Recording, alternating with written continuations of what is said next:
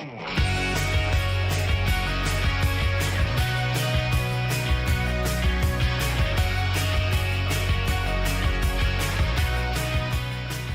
my name is Dotan, and I'm a program manager working on SQL Server R services for SQL Server 2016. And with me, I have a few good friends, team members, and I let them introduce themselves. Hi, I'm Vijay. I'm an engineering manager, and with me is my colleague Jasraj. Yeah, hi, I'm Jasraj. I'm an engineering manager in the SQL Server R services team. Hi, my name is Umachandar. I'm a program manager in the SQL Server team. Okay, so we've assembled the perfect crew here. And then we want this session to really focus on frequently asked questions we're getting from customers around SQL Server R services.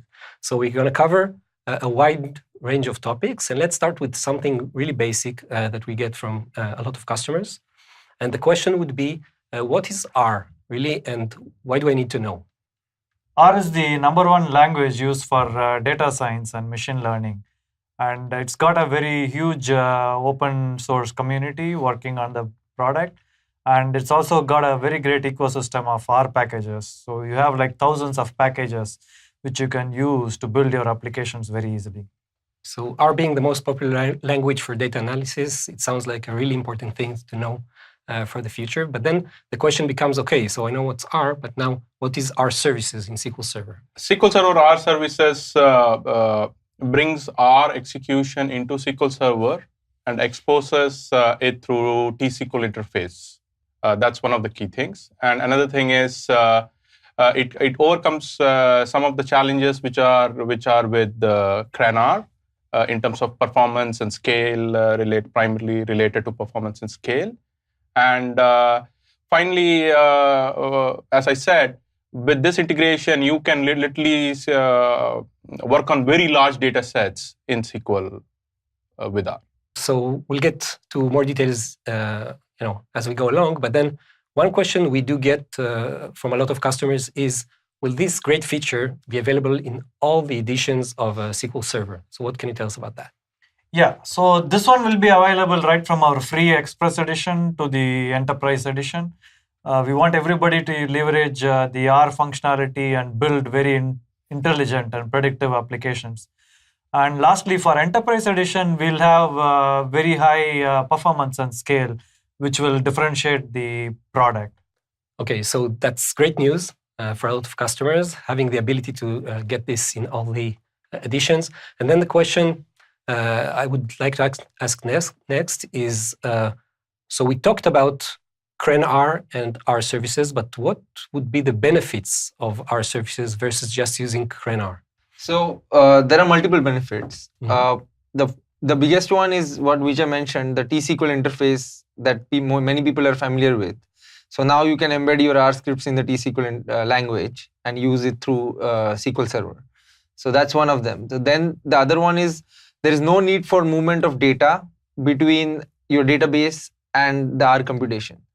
That is because the R computation is running on the same server as the database with InDB analytics, and that eliminates the need for data movement, right? And the third one is because we have this package called reverse scale R, we have inherited all the scale R functions that improve the performance and scale in the InDB analytics suite. So that gives you the additional benefits of perf. So those are the three main benefits. Great. So we're talking about performance and scale. We're talking about the ability to bring it into production easily via T-SQL.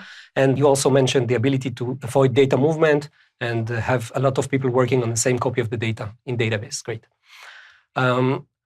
So yeah, I mean, we are bringing a lot of new added value with our services, but as a customer, I want to know whether I can actually use packages and scripts from CRAN-R and directly in SQL Server services. Is that possible? Yes, Dotan. You can use any kind of R package, either a freely available R package or a R package which you have written. All you need to do is get it installed on the SQL Server. With SQL Server R services, SQL Server admins can install the package into the SQL Server for you, right? We are looking at how to enable the same scenario for data scientists so that they can also install the packages which they tend to use while exploring. So that's great. I mean, Yeah. I have the R services benefit, but I'm also able to use CRAN-R functions, libraries. And then you mentioned the production aspect, the ability to bring the application to production through T-SQL interfaces. Can you tell us more about that? So yes, so the way we extended the T-SQL interface is by introducing a system stored procedure. It's called SP execute external script. And one of the parameters to that stored procedure is the R script, which you want to actually run on the data that is in the database. So that's how you can actually, by invoking the stored procedure, you can actually run the R code on a particular table. Mhm. And you can actually embed the system stored procedure into your app, and that's how you can build smart applications on SQL Server. So I would say that, based on all these descriptions, our service is not the ordinary feature in SQL Server, because we actually are talking about hosting an external runtime, R, on top of SQL Server. And so, I'm pretty sure there were some challenges in developing this feature. Can you tell us about a few of those key challenges? Yeah. The first challenge is we had multiple user personas here, starting with the data scientists, the database developers, your DBAs, and other engineers using SQL Server. So we had to kind of build different areas of the product to cater to all these folks. And then the second one is just integrating other runtimes with SQL Server is a hard thing. So we'll have to think about security and how it can perform on the SQL Server machine. So that was one of the other challenge. And lastly, here with R, we are also dealing with an open source language. So there are legal concerns here. That's something we had to think through in terms of how we integrated the product. Enterprise readiness is a theme on this feature. How do we enable this R runtime on top of SQL Server from an architecture standpoint is something really interesting. I mentioned earlier about extending the T-SQL interface. Right. We have also extended SQL Server to have a new extensibility layer that can host runtimes securely and manage the resources assigned to them. And using that layer, actually when the system stored procedure is invoked, that layer actually orchestrates all this logic around starting a new R process, offloading the computation to that R process and sending the data and receiving the results back. So that's the magic that is that is a key part of the R services architecture. Right. Okay, and then one other aspect of enterprise readiness would be security. So with such a feature and an external runtime, we have interest in securing the SQL Server, making sure R doesn't do things it's not supposed to do. What did we do to enable that? So since we are running in SQL Server, we paid quite a bit of extra precaution to make sure that the R services are running securely, right? Some of the work which we did was process isolation. Essentially, that means that any R term or R application which is running in its own context, and it cannot talk to other R processes on the box. And it is running with very low privileges. Not only that, all the R processes which are running on the box are behind a firewall. That way, they are cordoned off from the network also. So we did do quite a bit of work to make sure it is enterprise-grade security. Okay, so yeah, enterprise readiness sounds like a theme for our services, and especially important to customers. One other aspect of it is resource governance. The fact that customers would like to control CPU and memory of the R runtime on the SQL Server. Do we provide that with our services? Yes, we definitely do. So I mentioned previously that extensibility layer has to also be able to manage the resources assigned to the external runtime. And we have implemented that in the extensibility layer. Not only that, but we also, SQL Server also has this notion of resource governance, right? So we have extended that and the surface area associated with that to actually incorporate external resource governance. So you can, DBAs can configure how much CPU or how much memory they want the R processes to consume. And we will expose those through the familiar T-SQL interface that we have. Excellent. So yeah, that's a question that comes up a lot. And great to know. So we talked about performance as being one of the aspects we are tackling with this release. And how do we achieve performance and scale with our services? Performance is another kind of an enterprise-grade feature which we invested quite a bit to make it shine in SQL R services. There are three things to it. The first one being the scalar functions. As part of the acquisition, we got this RevoScalar package, which is primarily written in C++, and it's multi-threaded and it's very fast, right? And that is the core analytic engine which runs inside SQL.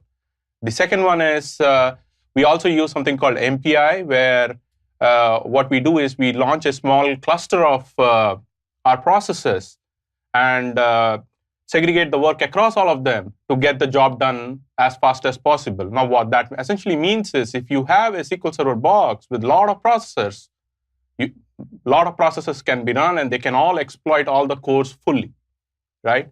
And last but not the least is streaming. Now, what streaming does is with a limited amount of memory, you can analyze large amount of data sets. Not only that, one of the nice things about streaming is if you are analyzing results over 1 billion rows and it is streaming, let's assume 1 million rows at a time, your results will start coming out faster rather than all the billion rows to be completed. So we've essentially implemented several mechanisms to enable performance and scale, ranging from dedicated functions that scale all the way to MPI rings, streaming, and that's great to know. Now, suppose I actually want to do pre-processing separately from R using my familiar ETL tool, and then embed R in some workflow as I go along. Can I achieve this, and how? Yeah, sure. So you can use SQL Server integration services like today to do your ETL processes. So since we have a T-SQL interface for accessing R, you can embed the stored procedure call in your SSIS jobs. And this allows you to leverage your existing workflow. In addition, you can do like a weekly scoring or training periodically using SSIS. Nice. Yeah. Okay. And you mentioned Revolution Analytics. When Microsoft acquired Revolution Analytics last year. And so how did we actually bring about the assets from Revolution Analytics into SQL Server R services? Yes. So one of the things that we mentioned already were the scalar functions that were part of the Revolution Analytics package. Mm-hmm. So those provide increased scale and throughput benefits for the machine learning algorithms, right? Then there is another additional benefit that data scientists can now, sitting in their familiar R IDE, offload computation to the SQL Server machine.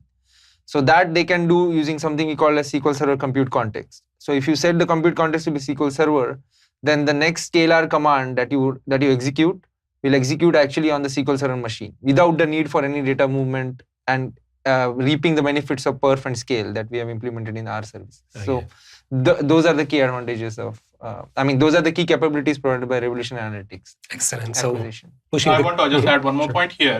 Is what Jasra just mentioned, offloading the work onto the SQL Server, right? One of the great things about that is, let's assume you're doing 1 billion row analytics, right? From our studio or any kind of your own R client, you can start the job and you can continue working. There is an async model, and you can, once it gets done, you can come back and poll it. So that's also a very nice feature to have. That way you're not stuck for the whole analysis to be complete and your R studio is stuck. Yeah, fire and forget, and then pick it up. Come back and pick it up. Excellent.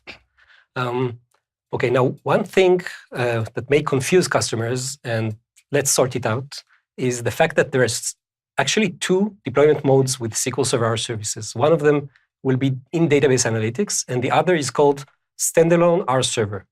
And Enterprise Edition customers can get both. So the question is, what is the difference between these 2 modes? Can you explain it a bit? Yeah, so the standalone R server is identical in database analytic version, but the key difference there is the T-SQL interface isn't available, right? Otherwise, you have all the scalar goodness which is available, where you can analyze a large data set, analyze models, score. You can do all these different kinds of things, right? And The nice thing about this is that this is addressing a scenario where, like you have a server, data scientist laptops is not that powerful enough, so you can use the server to do your job, and you really don't need SQL Server in that case. Definitely great to have this option for data scientists to analyze big data on a standalone, separate Windows server without necessarily having the SQL Server on the machine. That would be really useful. Okay. And then, final question, as we look into the future, do we expect to integrate our services into other workloads outside of SQL Server 2016? Yes, definitely. The first thing we'll look at after SQL Server 2016 is the Microsoft Analytics platform system for 2016. And after that, we're going to look at our cloud offerings, Azure SQL DB and SQL Data Warehouse. And in the future, we'll look at extending support for other languages similar to R. Perfect. So the future is bright. Yeah. Okay. So with that, I first of all want to thank you. For this session, for providing this great recap on the frequently asked questions for our services. And then also, as a message to the customers, we really worked hard to produce this feature, but we are even more eager to hear what you think about it. So please play with the bits, let us know what you think, your feedback, and we'll listen closely. And thank you. Yeah, thanks. Thanks. Thank you.